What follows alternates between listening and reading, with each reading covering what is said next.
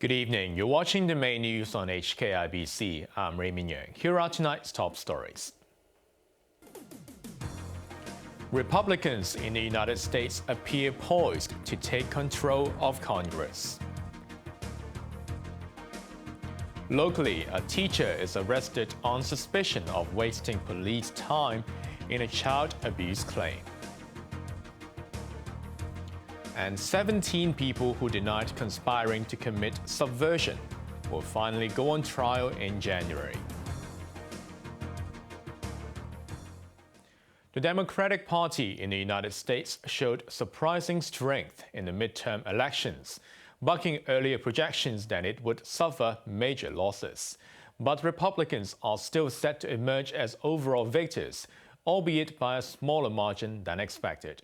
Raymond Yeung reports. For John Fetterman, the journey to becoming a senator was an uphill battle. Not only was he tasked with flipping Pennsylvania from Republican to Democratic, he also had to do it less than 6 months after suffering a major stroke. I'm just so proud of the race that we ran.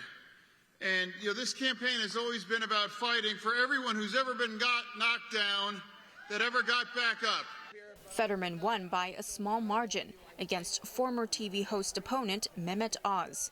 This means control of the Senate is still in the balance. It's different for the House of Representatives. There were encouraging wins for the Democrats, such as in the increasingly left-swinging state of Virginia, and in Vermont, where Becca Balint became the first woman and first openly gay person to represent the state. But with the majority of states having finalized their results, the Republicans are in the driving seat. Also up for grabs were 36 governors' offices. Kathy Hochul beat Lee Zeldin to become the first elected female New York State governor in history. In Florida, Republican Ron DeSantis successfully won re-election. The party heavyweight had recently made headlines for suddenly jetting dozens of migrants to Martha's Vineyard in Massachusetts. Meanwhile, Donald Trump's former spokeswoman, Sarah Sanders, is expected to win office in Arkansas. The former president looked pleased with himself as he hosted a watch party at his Mar-a-Lago resort in Florida. Almost all the candidates he endorsed this year were triumphant. He's expected to take the results of this midterm polls as a cue on whether to attempt running for office again in 2024. Trump has promised his supporters that he will make a very big announcement next Tuesday. Raymond Yeung, HKIBC. In Hong Kong, a teacher has been arrested for allegedly wasting police time in a child abuse claim at her special needs school. She was detained after officers spent weeks investigating allegations made in anonymous letters. Macy Mock reports. A 48-year-old music and language teacher of a special needs school in Tai Po was arrested for allegedly sending anonymous letters accusing her colleagues of child abuse. The allegations involving Hong Chi Pine Hill No. 2 school occurred between August and last month. Letters, photos, and edited videos were sent to parents, the school's operator Hong Chi Association, and the Education Bureau, pinpointing some teachers as child abusers. Police found no evidence to prove the accusations. The videos sent were recorded 4 to 8 years ago. Some of the accused teachers were not seen in the videos. After watching 19,000 hours of security footage recorded between June and August, police did not find any illegal action at the school. New Territories North Crime Unit Chief Inspector Mo Siu-hei said the music teacher was arrested 2 days ago for wasting police time and accessing a computer with dishonest intent. Police claimed she had stolen student records and other school information and sent them to media organizations. The woman had also allegedly falsely accused her superiors and colleagues supposedly because she was dissatisfied with work arrangements. She was granted bail when she appeared in Fanland Magistracy today.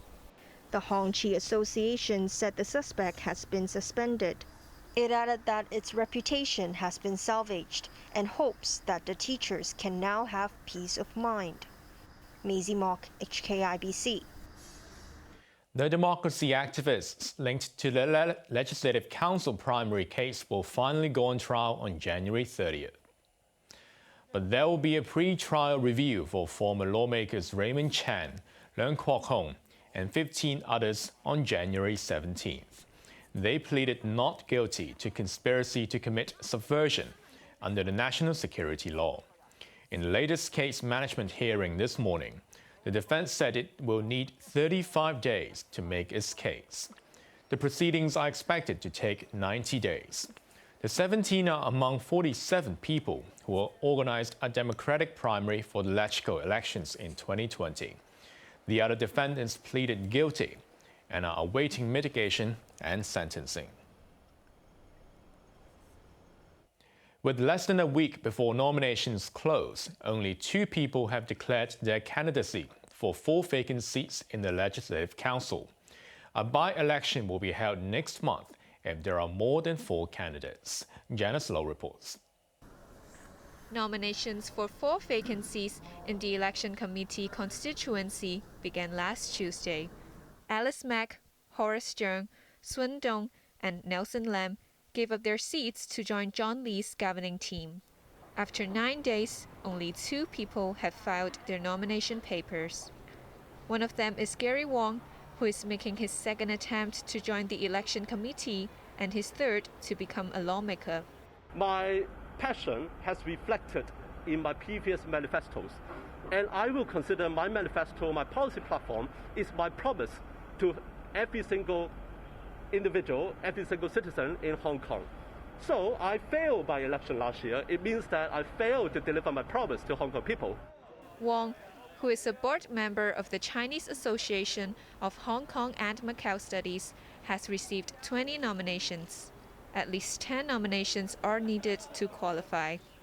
Also throwing his hat into the ring today was William Wong, Associate Dean of the Chinese University's Faculty of Engineering. He did not disclose how many nominations he received. Nominations close next Monday, and a by-election will be held on December 18 if there are more than 4 validly nominated candidates. Janice Low, HKIBC. High-profile British lawyer Timothy Owen will be allowed to defend Apple Daily founder Jimmy Lai in his national security case. Lai is accused of conspiring to collude with a foreign country and to publish seditious material. The Secretary for Justice appealed after the High Court last month approved Owen as Lai's counsel. But a Court of Appeal upheld the lower court decision, saying the trial next month is of great public importance. It added that the court must adopt a flexible and sensible approach in deciding what would best serve the public interest. Bidding was brisk as an auction for stalls at the Lunar New Year fairs kicked off. But again, dry goods and fast food will not be sold at the popular festival attraction. The week-long fairs open on January 16th in 15 locations across the city. The reserve price per stall remains the same as in 2020. Victoria Park will host the biggest market, and a store there fetched highest bid so far this year of $46,000, which is over 8 times the upset price. Officials have cautioned that the flower markets may be scrapped if the COVID outbreak worsens.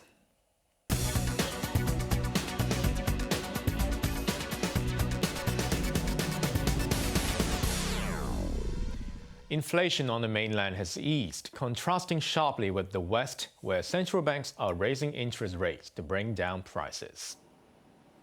A fall in the cost of iron and steel saw China's factory gate prices dropping last month by 1.3% from a year ago, after gaining almost 1% in September. It was the first decline in the producer price index in nearly 2 years. Consumer inflation moderated to 2.1%. The consumer price index eased from a 29-month high in September on weak demand and lower food prices. Cathay Pacific has named a new chief executive as the airline continues to emerge from the shadows of COVID. Chief Customer and Commercial Officer Ronald Lam will assume the role in January. The 50-year-old joined Cathay in 1996 as a management trainee and has worked in various positions, including the company's budget carrier HK Express. He will replace Augustus Tang, who is retiring at the age of 64. During Tang's 3-year reign, Cathay experienced political turmoil and a drastic drop in passengers because of COVID. Now let's take a look at the markets. The Hang Seng ended the day down by 198 points. To the top 10 active stocks, Tencent lost $9. The tracker fund was down 21 cents, while Meituan was down $4.50. Country Garden picked up 20 cents. Wuxi Biologics down $2.20, while BYD Company was down $9.10. The forex trading against the Hong Kong dollar, the euro's at 7.89, pound sterling 8.99, while the Australian dollar at 5.08. Over in Europe, the London FTSE is currently down 21 points. The parent company of Facebook is slashing its workforce by 13%. Meta, which also owns Instagram and WhatsApp, has 87,000 employees worldwide. Chief Executive Mark Zuckerberg said he had to make difficult changes after a disappointing third quarter. He took responsibility for the decision, saying investments in the wake of COVID turned sour because of the economic downturn and increased competition. Works by one of Japan's most influential contemporary artists will be displayed at a special exhibition in the M+ Museum from Saturday. The retrospective exhibition by Yayoi Kusama is the largest of its kind in Asia outside Japan. Joanna Ho reports. Over 200 works by Yayoi Kusama will be displayed in the M+ Museum chronologically from the time she began her prolific and groundbreaking career over 70 years ago. The artist instilled visual hallucinations, including patterns of polka dots that she experienced during a mental disorder, into her pieces. Most of the 6 themes featured in the museum surround life lesson topics such as death and radical connectivity, demonstrated by the concept of self-obliteration. Some works addressed the destruction Kusama witnessed as a teenager during the Second World War. Towards the end of the exhibition, visitors are greeted with colorful works by Yayoi Kusama in a showroom called Force of Life.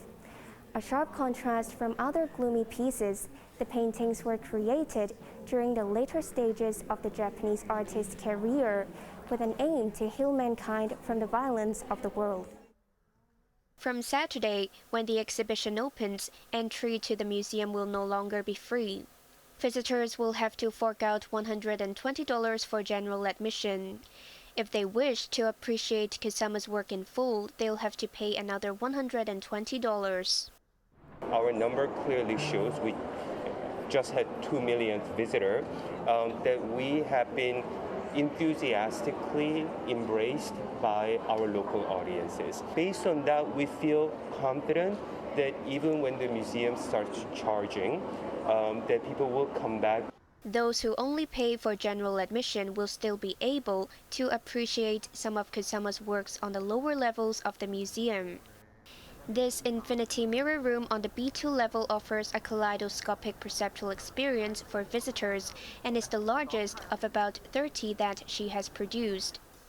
All of Kusama's works in M+ will be on display until May 14th. Joanna Ho, HKIBC. A ticket bought in California has won $2 billion, the biggest prize in the history of lotteries. Joe's Service Center, which sold the winning Powerball ticket, was awarded a $1 million bonus. The draw finally took place after several hours of delay because more time was needed to complete security protocols. The jackpot started at $20 million in August, but continued to snowball as nobody managed to win in 3 months. On to the weather now. Mainly fine tomorrow with temperatures between 22 and 27 degrees. Expect similar conditions in the coming days. Now let's take a look at the weather around the world.